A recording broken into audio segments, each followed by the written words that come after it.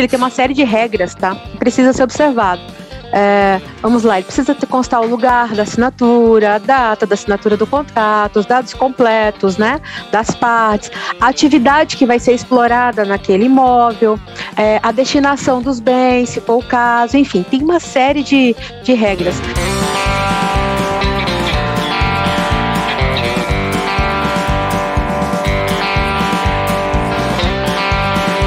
Está aqui um novo quadro que muita gente sempre quis.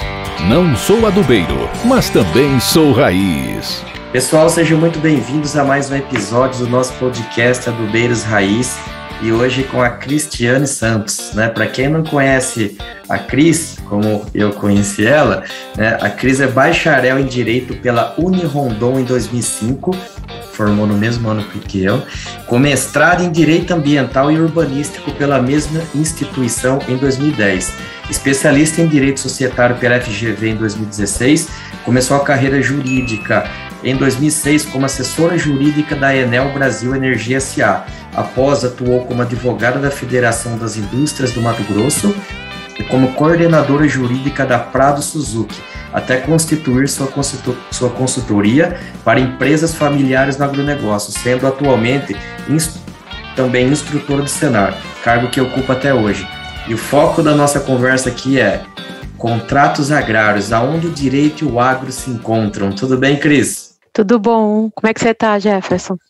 Bem, igual você, passando um calor danado, mas a gente vai vencer isso aí, né? Ô, Cris, para a gente começar aqui, né? Aqui como em outro caso de sucesso de carreira bem construída, né? A tua trajetória no agro aí foi como? Então, bom, primeiro eu queria te agradecer pela oportunidade de estar aqui contigo, com as pessoas que estão nos ouvindo aí neste canal. Eu, contando um pouco da minha vida profissional, como você já disse, eu formei em 2005, né? Logo na sequência, meu filho nasceu, então eu fiquei literalmente um ano meio que estagnada em prol dessa oportunidade que é ser mãe. E aí, em 2016, eu encarei o desafio de trabalhar com a Enel, com o Grupo Enel, que é uma multinacional italiana, que veio para o Brasil na geração de energia elétrica, né? Ela é referência no mundo todo na geração de energia, tanto elétrica como eólica. E foi realmente um desafio, porque era um ambiente muito masculino. E eu fui uma das primeiras mulheres contratadas no Brasil. Foi uma oportunidade, assim, maravilhosa. E ali na Enel, como o meu foco de trabalho era muito energia elétrica e o meio ambiente, associado a isso, eu decidi fazer minha primeira especialização, que era em Direito Ambiental, né, tentando agregar valor à preservação ambiental associada à geração de energia renovável, né. E foi um trabalho maravilhoso, porque a gente conseguiu construir alguns projetos interessantes ali junto com a equipe técnica, né? Eu permaneci na Enel até 2008, então eu fui aprovada no processo seletivo da Federação das Indústrias, assumi a assessoria jurídica do Senai, e ali eu descobri a minha segunda paixão, que a minha segunda paixão é a educação. Eu aprendi no Senai o que era educação técnica, uma educação um pouco diferenciada, que é próximo do que eu faço hoje no Senar, né? Só que no Senai a gente tem um foco na indústria, e no Senar a gente tem o foco nos produtores rurais. Fiquei ali um tempo e depois eu fui chamada pela Prado Suzuki para assumir a coordenação jurídica no primeiro momento, e depois de um tempo dentro da Prado, eu fui designada, acho que até pelas minhas áreas de atuação, eu fui designada para ser coordenadora da equipe de consultoria, que o foco é um pouquinho diferente, né? Em vez de a gente trabalhar com o aspecto contencioso, os processos em si, a gente começou a trabalhar com o aspecto mais preventivo de realmente orientar aí o produtor, e foi quando eu entrei de cabeça no agro, efetivamente. Eu tive a oportunidade aí de trabalhar com grandes famílias do agronegócio, uma das maiores famílias do agronegócio também, focado um pouco em estruturação da empresa, em planejamento sucessório, e foi realmente uma experiência maravilhosa. Mas quem me conhece sabe que eu não sossego, né? Eu sou ligada no 220 e cliente para mim é prioridade a qualquer momento. Então, eu decidi sair da Prado e montar a minha consultoria exatamente para que o meu cliente não fosse mais um no meio da multidão, né? Eu não queria atuar em 40 projetos ao mesmo tempo, em 50 projetos ao mesmo tempo durante o ano.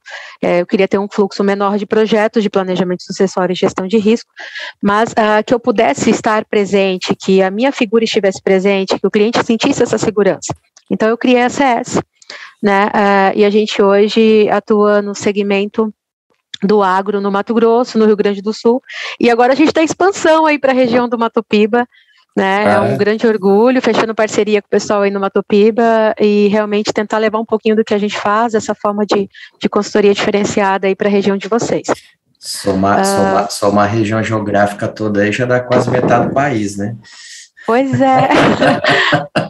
Quem diria, né? É engraçado isso, porque às vezes quando a gente estrutura um projeto de vida, quando a gente estrutura um projeto, principalmente nós advogados, a gente não tem muita noção do quanto isso vai crescer, né? E a CS, para mim, eu me sinto realizada hoje, porque realmente ela já atingiu o que eu queria, que era Mato Grosso, e nunca imaginei Rio Grande do Sul, e agora Mato Piba também. É realmente um grande orgulho. Legal. E daí, Cris, né, a gente sabe que a área jurídica tem um peso gigantesco em todo e qualquer elo das nossas vidas, seja ela pessoal ou profissional. Sei que o tema também é muito amplo, né, mas se você puder citar alguns pontos e contextualizar, quais que seriam para você os maiores gargalos que o produtor rural deveria se atentar por uma boa condução dos negócios? Quando a gente fala de gargalo, a gente tem vários aí no agro, né? Eu venho acompanhando os produtores e eu percebo que eles vêm aprimorando, eles vêm tomando consciência de que eles precisam pensar e agir como empresário. Mas a gente percebe ainda que eles não entendem a necessidade de planejar o negócio, né, de uma forma mais estratégica. Eles precisam compreender, reconhecer quais são os riscos do negócio, buscar amenizá-los, fazer o planejamento no aspecto financeiro, no aspecto estratégico, no aspecto comercial, enfim, em todos os aspectos, para ele realmente perpetuar. Não basta fazer planejamento sucessório se você não conhece do seu negócio, se você não consegue dimensioná-lo, se você não consegue projetá-lo, né? Então, o produtor, a gente percebe que hoje alguns nem conhecem o custo efetivo da atividade. Ele não sabe nem exatamente quanto custou a lavoura, né? Quanto que custa ali a pecuária no ano, né? Qual que é o custo efetivo? Ele não tem noção disso. Sim. Então, esse ainda é um grande gargalo, né? Essa necessidade do produtor reconhecer as questões ligadas à gestão da empresa dele, da propriedade rural dele. Se eu focar isso um pouco no aspecto jurídico, a gente tem alguns gargalos que ainda não mudaram, né? Já melhorou bastante, mas ainda não mudaram. A questão da regularização fundiária ainda é um problema, né? A gente fala que não é só um problema ligado ao produtor, né? A gente tem um aspecto aí do Estado também, que às vezes não contribui, não facilita nesse processo. Mas também eu chamo muito a atenção do produtor no sentido dele começar a agir diferente, né?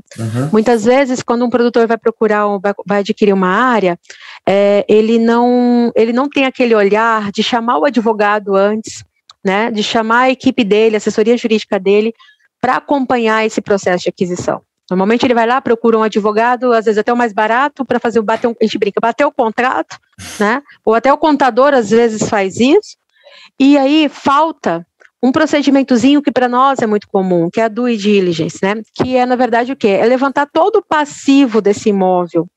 Às vezes, mas eu vou perder tempo, eu vou ficar alguns dias esperando você me passar o resultado disso, mas é a sua segurança na operação, né?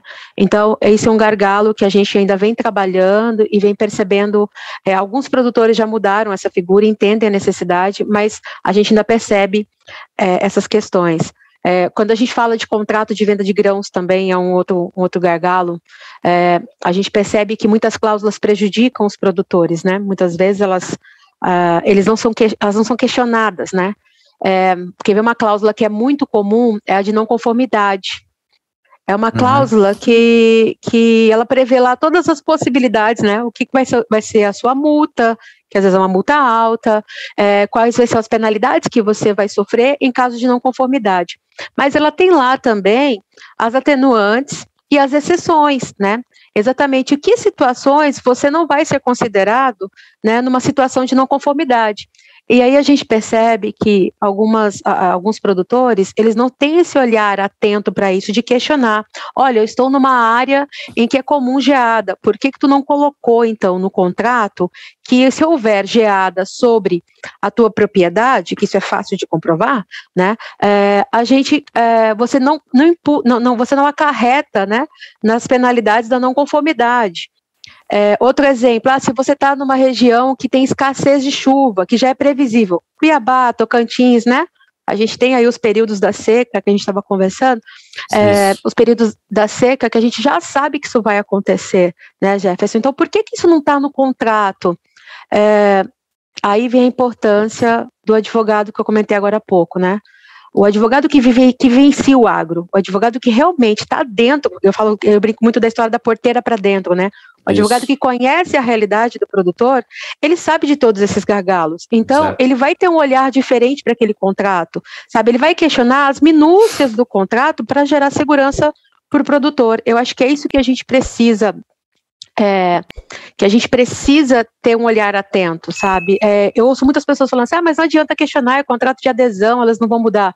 Já tentou fazer isso? Eu faço isso toda semana. Já tentou fazer isso? Formaliza o seu questionamento. Se eles disserem que não vai mudar, mas você questionou, lá futuramente, se você precisar até judicializar, você tem provas que você questionou e que eles tinham ciência que era uma região com esse tipo de incidência, né? Então, a gente precisa criar esse hábito, né? Eu sempre brinco com os meus alunos, né, dentro do Senar, principalmente no curso de planejamento sucessório, eu brinco assim, coloca os advogados para trabalhar, né? A turma está muito acomodada, vamos colocar eles para trabalhar, conhecer o que é a porteira para dentro, tirar o salto alto e vir conhecer o barro, né, como eu brinco, vir conhecer a realidade do agro. Você me fez lembrar de uma história engraçada que aconteceu aí no Mato Grosso, que eu trabalhava numa grande empresa do setor, e aí uma diretora de recursos humanos de uma grande empresa do agro, né, foi fazer uma visita a campo. Chegou lá, estava tendo colheita de soja, né, a colhedeira vinha colhendo, ela falou para o produtor, mas vocês estão matando a plantinha, e o ano que vem, como que vocês vão colher? Para mostrar assim o tanto que não é um absurdo a gente pegar situações onde a pessoa não entende absolutamente nada do negócio e depois criam regras para a gente que está na ponta aqui executar. Mas, exato. E é aquele detalhe, né? Criam regras que a gente não tem como executar. Às vezes eu recebo umas coisas aqui no escritório que eu dou risada, eu falo, gente, acho que essa pessoa nunca entrou numa fazenda, ela não tem noção do que a gente vive dentro da fazenda, né? Exato. Mas, enfim, é o que a gente tem que conviver, né? A gente vai aprendendo aos poucos. Exatamente. E daí, Cris, continuando, né? Quando nós falamos em contratos agrários, nos ajuda a entender aqui quais os principais contratos e o que precisamos ficar atentos para que o produtor não tenha prejuízo. Bom, quando a gente fala de contrato agrário, a gente tem que ter em mente que o Estatuto da Terra, que regulamenta os contratos agrários, ele reconhece 2 contratos apenas, a parceria e o arrendamento, né? Esses contratos, eles podem ser na forma escrita ou verbal, né? Só que se ele for escrito, ele tem uma série de regras, tá? Que precisa ser observado. Vamos lá, ele precisa constar o lugar da assinatura, a data da assinatura do contrato, os dados completos, né, das partes, a atividade que vai ser explorada naquele imóvel, a destinação dos bens, se for o caso, enfim, tem uma série de regras. Mas tem umas coisas que é importante a gente entender, os contratos, eles precisam descrever o imóvel. A descrição tem que ser completa, então você vai identificar a matrícula do imóvel, o número do registro no cadastro de imóveis rurais, você vai descrever a gleba, as confrontações, você vai enumerar todas as benfeitorias. Cristiane, mas eu preciso elencar todas as benfeitorias? Precisa. Porque é exatamente isso, tá? Isso é uma questão de gestão de risco, mas é exatamente isso que vai diminuir, né, a probabilidade de lá na frente, quando esse imóvel for devolvido, ele não vir nas mesmas condições. Então, quanto mais detalhado a descrição do imóvel, né, o teu levantamento inicial ao entregar o imóvel estiver, melhor é segurança jurídica lá na frente. Tá? Outro aspecto que é importante em relação aos contratos são as cláusulas obrigatórias. Então, tanto o contrato de parceria como o arrendamento, a gente tem algumas cláusulas legais que são obrigatórias, que vai além da questão da utilização da área, da função social, do endereço individual de cada um. né, que é, na verdade, a conservação dos recursos naturais, né? Então, independente de você ser parceiro, de você ser arrendatário, você é obrigado a seguir a legislação ambiental e preservar os recursos naturais, tá? Outra questão, a observância dos prazos mínimos, né? A gente tem ali os prazos mínimos estipulados, o mínimo para o determinado contrato, então também tem que ser observado. A indenização em caso de retenção de benfeitorias, enfim, tem várias cláusulas que são obrigatórias. Isso está tudo regulado lá no Estatuto da Terra. Então, quando a gente vai elaborar um contrato, a primeira coisa que eu sempre oriento é, entenda o contexto da situação. Por que disso, né? Porque muitas vezes o profissional chega e ele analisa aquela questão direcionada a uma redução de encargo tributário, tá?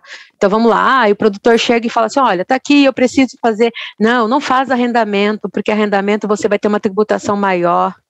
Mas, na realidade, é um arrendamento. Aí ele orienta o produtor com base em redução de encargos e direciona isso para um contrato de parceria. E aí não analisa todo o risco de um contrato de parceria, né? Porque, basicamente, o que acontece? O que é a grande diferença, né, dos contratos em si, né? No contrato de arrendamento, o que é? Um aluguel, nada mais do que um aluguel.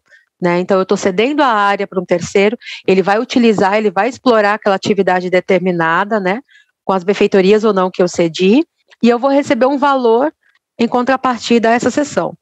Agora, não interessa se ele vai ter lucro, se ele não vai ter lucro, se ele teve perca de safra, ele me deve aquele valor estipulado no contrato, aquele valor anual estipulado no contrato.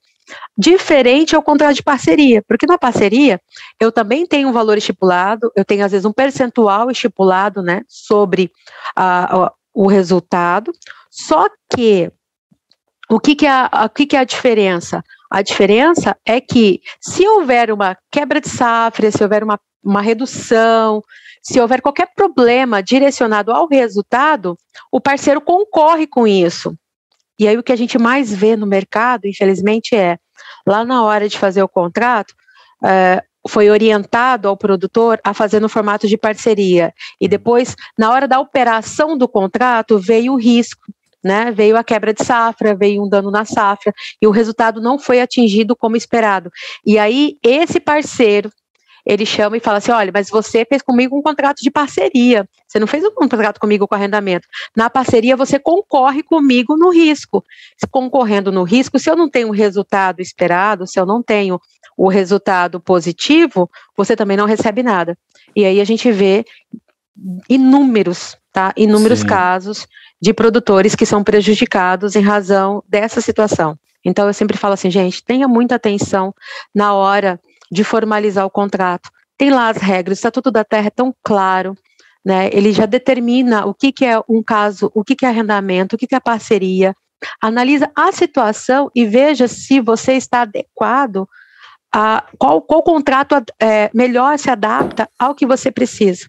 Né? Então, basicamente é isso, é ficar atento se realmente aquele contrato que foi produzido, né, que foi elaborado pelo profissional que você contratou, se ele realmente está de acordo com a sua necessidade, se ele está de acordo com o que você realmente precisa e com a realidade fática da situação.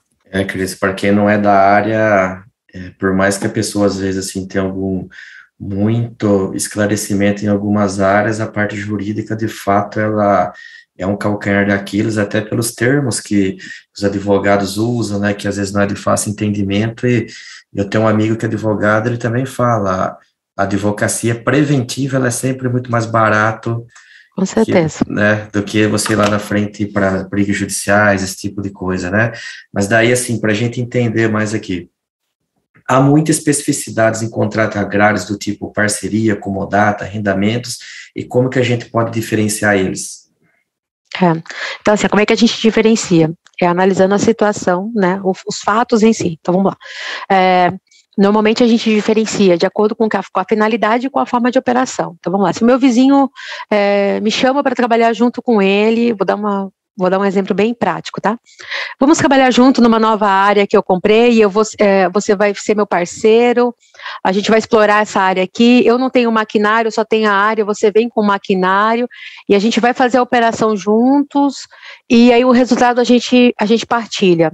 Legal, isso é o quê? Isso é uma parceria, né? Porque vocês estão explorando atividade em forma conjunta, vocês vão concorrer com o risco e o resultado vai ser partilhado. Bem diferente disso o meu vizinho tem uma área e ele decide aposentar, ele não quer mais trabalhar, ou então aqueles casos, né, que a gente sempre ouve no agro, eu herdei essa área e eu não tenho nenhum interesse em explorar, eu quero ceder essa área em arrendamento, né? Já estou contando a história do contrato, mas aí você quer ceder essa área para alguém explorar e quer receber um valor por isso. Então isso é o quê? Isso é um arrendamento, né? Eu vou ceder essa área para alguém e ela vai me pagar um valor X por isso. Arrendamento. Totalmente diferente aí, eu vou dar a terceira hipótese, porque você citou, que é o comodato, né? Vamos pensar no comodato. Um comodato, eu tenho um trator que está lá dentro do meu galpão de máquinas me incomodando e o meu vizinho tem uma necessidade desse trator. Eu cedo esse trator gratuitamente. Eu não vou cobrar nada por isso. Não, você já está me ajudando, você está tirando ele aqui do galpão e vai caber minha colheitadeira lá dentro que não cabia, né? Então, essa cessão, você formaliza ela de uma forma gratuita. Isso é comodato, né? Então, o que a gente sempre precisa entender entenda melhor a situação antes de nominar o contrato. Pensa assim, eu vou fazer um contrato agrário, agora qual contrato eu vou fazer? De acordo com a situação. Então, analisa a situação e daí você opta pelo contrato mais adequado. Entendi, muito legal. E o tema, assim, né, vou aproveitar bastante o teu conhecimento aqui. É comum que alguns contratos agrários, as exigências de garantias, especialmente os contratos com viés financeiros, né? É lícita essa exigência? Podem exigir mais de uma garantia? Ao longo do tempo que eu venho atuando com agro, eu percebo que é muito comum que o proprietário de terra, ele sofra com a má gestão do plantio do arrendatário, né, como a gente já comentou aqui. Então, há casos também de desvalorização, né, do grão, problemas financeiros decorrentes de financiamento de safra, enfim, tem N situações. E aí, inúmeras vezes, o que acontece? Esses proprietários, na verdade, são chamados, né, pelo arrendatário, pelo parceiro, para negociar esse pagamento, né, para prorrogar o início. E aí, muitas vezes, o que eles fazem? Eles aceitam esses argumentos exatamente porque eles não querem gerar um litígio. O produtor tem esse perfil, né? Em sua grande maioria, ele evita o litígio. E o que a gente tem orientado, então, em relação às garantias? Em contrato agrário, aí pensando em parceria e arrendamento, a gente tem algumas medidas mitigadoras que a gente realmente pode realizar para tentar amenizar essa situação, o risco do não pagamento ou o risco do não repasse do percentual devido em parceria, tá? Então, como é que a gente faz isso? Vamos pensar lá, o arrendatário fez um financiamento bancário e deu em garantia a safra, lá junto ao banco, né? Então, o que eu, arrendatário, eu tenho que dar anuência, o que eu faço? Da anuência, mas consta a ressalva, porque o banco vai te pedir um documento, tá? Não deixa isso em contrato, eu sempre oriento, não deixa isso em contrato, a pessoa tem que te solicitar para você ter noção efetiva do que é que você está anuindo, porque se você já estipula em contrato que você está anuindo com qualquer dívida, você está correndo um risco muito grande. Então, você emite um documento, uma declaração de anuência, né, onde você declara lá exatamente o que você está anuindo e deixa uma ressalvazinha lá, dizendo, olha, eu vou anuir com esse financiamento, ele pode dar em garantia, né, a safra, enfim, ele pode utilizar até haver a verbação na minha matrícula, só que o valor ou percentual referente à minha cota-parte não será retida pelo banco. Já deixa especificado qual é o valor da sua cota-parte, ou o percentual da sua cota-parte. Ou seja, a garantia só é para o parceiro ou para o arrendatário. Eu não tenho nada a ver com isso. Tá? É uma forma da gente escapar e se livrar de problemas aí financeiros e até mesmo de não receber, né, em arrendamentos e parcerias. Outra coisa que eu acho que é de suma importância é exigir em contratos agrários a contratação de seguro. Tá? Eu venho orientando assim com muita frequência os meus clientes nesse sentido. Olha, exige do arrendatário ou do seu parceiro a contratação de um seguro para cobrir uma eventual quebra de safra. Tá? E aí conste você também como beneficiário. O meu contrato de arrendamento equivale, estou jogando hipoteticamente aqui, equivale a 5% do valor. Legal, é 5%, né? Um valor X, mas vai dar quase 5%. Consta lá que você tem do valor que vai ser pago pelo seguro, o valor assegurado, você tem 5%, você é beneficiário de 5% e ele 95%, ou então, é uma parceria, eu tenho 20%, eu tenho 10%, consta lá no seguro. É uma forma de você ter uma garantia de recebimento nos contratos agrários em si, tá? Quando a gente fala de contrato de financiamento, aí já mudando a figura, eu não estou cedendo a área para ninguém explorar, eu estou explorando, a gente tem um problema muito sério, né? Porque o que a gente mais percebe é o excesso de garantia.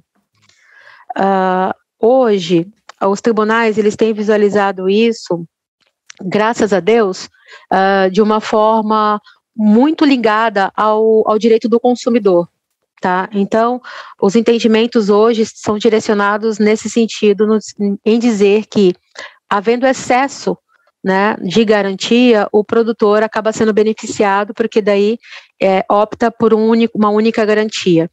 Mas é comum, quando a gente fala em aquisição de colheitadeiras, de plantadeiras, é muito comum, quando a gente vai fazer um financiamento bancário, a exigências, eu vou dizer um que eu acompanhei agora bem próximo, eles exigiram a CPR e uma nota promissória agregada, né? Então, e aí foi uma discussão, nós notificamos, mas ainda assim eles exigiram, né? E aí é uma escolha do produtor em firmar o contrato de financiamento com essa instituição ou não, mas eles estão exigindo um excesso, exatamente com base naquela fala, né, Jefferson, que a gente sabe, eles dizem que o produtor rural no Brasil não é um bom pagador, então eles vêm com essa teoria, mas na verdade não deveriam exigir, isso a gente questiona normalmente judicialmente. Esse é um ponto aqui, né, porque se a gente pensar, vamos dizer assim, que o produtor ele já vem de alguns anos ruins, ele já fechou a porta dele para alguns canais de liberação de crédito, e aquele Zoom que, tipo assim, eu vou apostar nele, vou fornecer insumos, uma coisa ou outra, porém, eu preciso que seja garantia uma área hipotecária em primeiro grau, você falou aí, uma nota promissória, aval cruzado entre os parentes, os sócios, enfim, que eles falam, amarrar todo mundo, que se der o cano ou ferro, com a vida de todo mundo. E aí, se o produtor for lá questionar que isso é legal, o cara fala assim, beleza, não quer fazer, eu não te dou crédito. Se eu não te dou crédito, você não planta. Exato. É onde o famoso se ficar, o bicho pega, escorreu, o bicho come, né? Mas, enfim, é uma análise, eu falo que é uma análise de risco, né? Por isso que o produtor, eu boto muito na tecla de que ele precisa se organizar e começar a pensar como empresário. Pensar como empresário no sentido de que ele precisa entender qual é o custo dele, ele tem que ter controle dos gastos, né? Quando ele consegue isso, a gente consegue diminuir. A gente tem produtores hoje com produção com recursos próprios aqui no Mato Grosso, né? Eles já não precisam mais de financiamento bancário, mas por quê? Porque eles se organizaram para isso, eles planejaram, eles cresceram de uma forma controlada e organizada, né? É bem diferente. Normalmente se vê nessa situação de excesso de garantia, o produtor que realmente está numa situação de conflito, porque o produtor que está bem, o que ele faz? Meu amigo, isso aí é excesso, eu não vou contratar, eu vou procurar uma outra instituição, e aí outra instituição acaba não solicitando esse tipo de exigências. Mas a gente percebe que às vezes não é uma instituição bancária, tá? Que está cobrando essa questão de excesso de garantia. Quem está cobrando hoje, na verdade, aí, é exatamente no processo de compra, né, de insumos, de fertilizantes. Essa turminha aí, né, a gente não pode ficar citando o nome, mas essa turminha aí, normalmente é quem mais exige. E aí vai do relacionamento, tá? Eu já tive produtores também que tinham um bom relacionamento com as empresas, e quando nós questionamos o porquê do excesso, eles reconheceram que não havia necessidade pelo histórico do produtor junto à empresa, e aí acabou que foi escolhida apenas uma garantia e dada a garantia. Então tem tudo isso, eu sempre digo assim, a gente precisa começar a questionar, sabe? Não aceitar as coisas do jeito que vem. E é engraçado porque é bem polêmico e controversa essa discussão, né? Porque se você pega, assim, banco, geralmente só, tipo assim, vai entender o que eu tô falando aqui, quem de fato passou pela situação. Banco dá dinheiro para quem não precisa de dinheiro, né? Quem de fato precisa de dinheiro não consegue acessar esse recurso.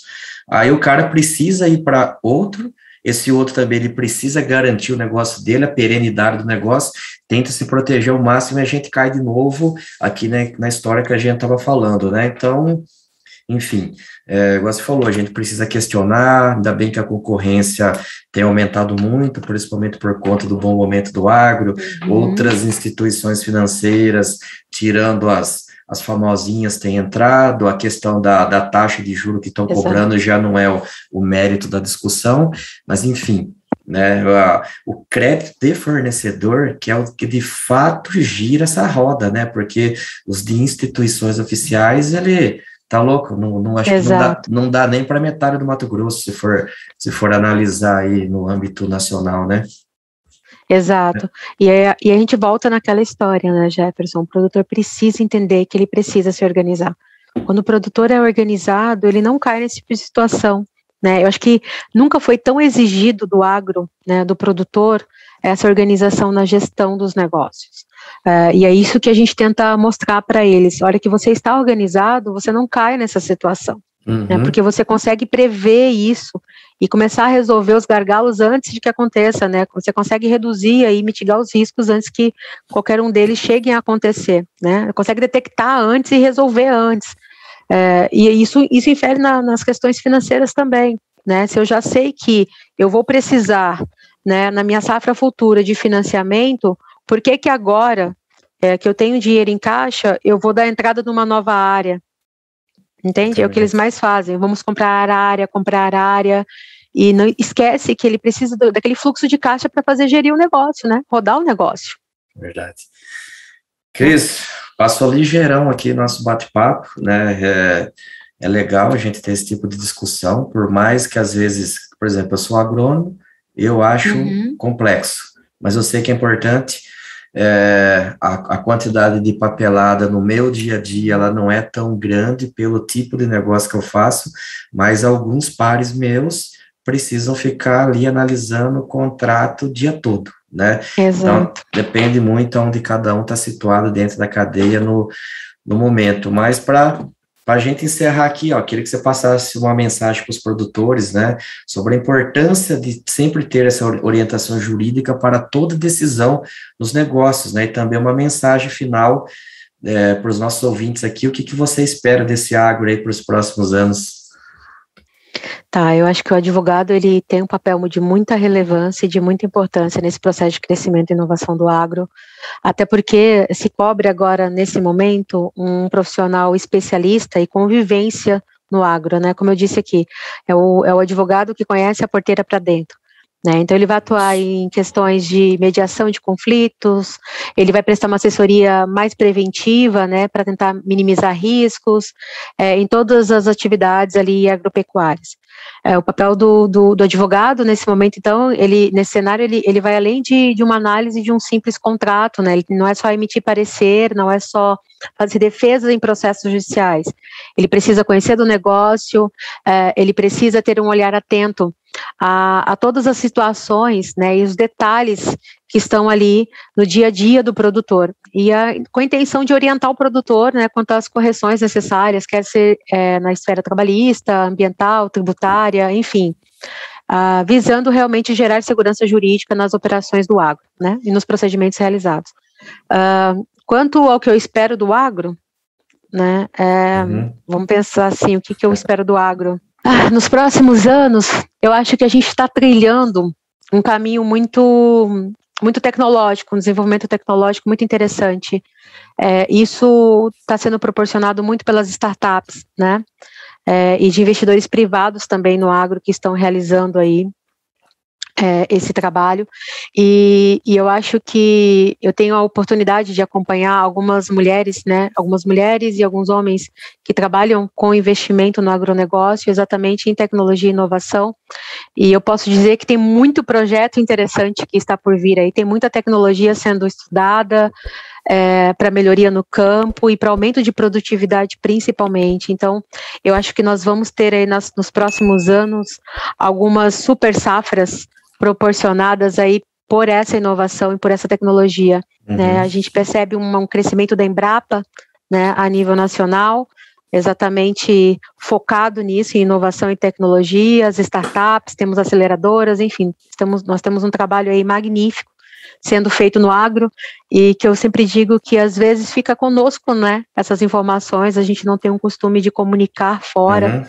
da comunidade do agronegócio, mas eu acho que nós podemos esperar aí grandes super safras, sim, patrocinadas aí por esse processo tecnológico de inovação.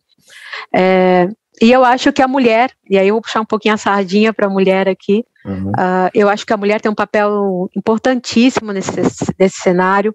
Eu vejo que algumas associações como AgroLigadas, a Rede Uma por Todas, Mulheres do Agronegócio, disse as que eu participo, mas tem muitas outras, vem mostrando a força feminina, né, e o quanto o trabalho feminino faz a diferença, né, dentro da propriedade rural, até porque a mulher ela tem um olhar diferente do homem, né, ela consegue ter um olhar mais focado na gestão, na gestão de pessoas, ela tem um olhar mais cuidadoso, mais detalhista. Então eu acho que a gente pode esperar aí a mulher muito mais à frente dos negócios nos próximos anos. Quem acompanha a agro sabe disso, né? Já mudou muito. Eu brinco que quando eu entrei, eu passei por algumas situações que eu não gostaria que ninguém passasse, e hoje para a gente já é muito comum, a gente já não tem tanta resistência como era alguns anos atrás, né? E graças a Deus por isso. Vocês vão dominar o mundo. Tomara. E aí eu quero deixar uma dica para os produtores também, no sentido, olha, comece a pensar como empresário, né? Você precisa pensar como empresário para você começar a agir como tal, né?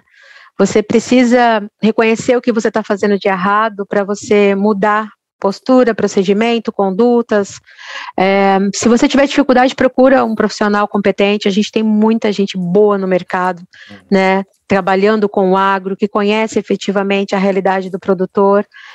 Eu tenho orgulho de conviver com muitos profissionais assim, então eu sempre digo assim, olha, esteja pronto para essa inovação. O agro vai mudar, vai exigir muito do produtor, e ele tem que estar pronto, ele tem que estar aberto para esse processo tecnológico e de inovação, e vai exigir dele muito mais a figura do empresário do que a figura do produtor. Então a gente precisa realmente começar a abrir os olhos para isso, para o futuro, porque realmente o Brasil não é à toa que a gente é chamado de celeiro do mundo, e a gente vai se consolidar como celeiro do mundo nos próximos anos, com certeza.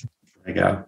Essa mensagem que você passou ao final, eu concordo com todos os pontos, né, e para quem acompanha o podcast, atesta pela quantidade de startups que eu já trouxe para falar aqui comigo, né, outras virão.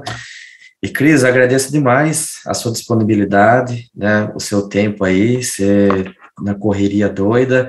Para quem ainda não sabe aqui, né, não conheço a Cris pessoalmente ainda, né, apenas virtualmente, ali numa sala no Clubhouse, o Agro de Negócios. Para quem não conhece, todo dia de manhã, né, das 7 horas da manhã até umas 8 e pouquinho, o pessoal entra ali, fazem as discussões muito ricas sobre os mais variados temas do agronegócio. Tem uma heterogeneidade muito grande de todo mundo que está ali, né? Eu tive o prazer de conhecer a Cris ali, né? Sempre contribuindo demais. Eu falei assim, bom, pessoas boas precisam vir aqui também, apesar de eu não ter uma audiência muito grande, mas as pessoas que forem ouvir aqui vão de fato gostar, e tomara que te procure, que isso aqui também gere negócio para você, porque também a gente precisa pagar os boletos, né? Eu não sei, mas eu tenho bastante. Né? E muito sucesso aí, mais uma vez, meu obrigado aqui, Cris. Jefferson, agradeço mais uma vez a oportunidade, vou deixar o convite para o pessoal estar com a gente aí no Clubhouse todo dia de manhã. Eu brinco que eu sei de cor o horário, porque para mim é bem difícil esse horário, das 5h50, no Mato Grosso, às 5h55 e às 6h55, horário de Brasília, né? É um grupo muito interessante, você está sempre com a gente ali, contribuindo também.